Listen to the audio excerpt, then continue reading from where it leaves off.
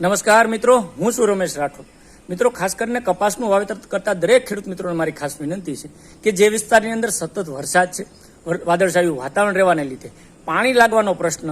જો છે અને કપાસની વૃદ્ધિ વિકાસ અટકી ગયો, કપાસ પીળો પડે છે, એને બે કામ કરવાની જરૂર છે કે જ્યાં સતત પાણી ભરેલું ખેતરમાં રહ્યું હોય ને જ્યારે વરાપ થાય તો આપણે કૂવાનું પાણી કે જેને પાલર પાણી કહીએ, આપણે કૂવા કે વાવનું પાણી એના ઉપર વાળી દઈએ તો આ પાણીને લીધે ઉપરનું હાર્ડ લેયર તૂટશે અને ધીમે ધીમે એને ઓક્સિજનની અવરજવર, હવાની અવરજવર થશે ને ખોરાક લેતો થશે. ત્યારબાદ બીજું કામ એ કરવાનું છે, આ થયા બાદ જો શક્ય હોય તો આંતરખેડ થઈ જાય અને એકવાર એને એમોનિયમ સલ્ફેટ, ખાસ કરીને મોરસિયું ખાતર જેને આપણે કહીએ અથવા એમોનિયમ સલ્ફેટ, કારણ કે અંદર નાઇટ્રોજન અને સલ્ફરયુક્ત આ ખાતર આવતું હોય સરદારનું, તો એ ખાતરને 1 વીઘા દીઠ 16 ગુઠાના વીઘે 25 કિલો લેખે છોડથી 2-3 આગળ દૂર જોઈને એક પૂરતી ખાતર તરીકે આપી દઈએ તો કપાસ ફરી પાછી રિકવરી પકડશે અને ખૂબ સારા પરિણામો. જે મિત્રોને પાણી લાગવાનો પ્રશ્ન અથવા કપાસની વૃદ્ધિ વિકાસ અટકી ગયો અને પાણી ભરેલું છે એ મિત્રોએ આ ટ્રીટમેન્ટ ખાસ કરવી છે. આભાર.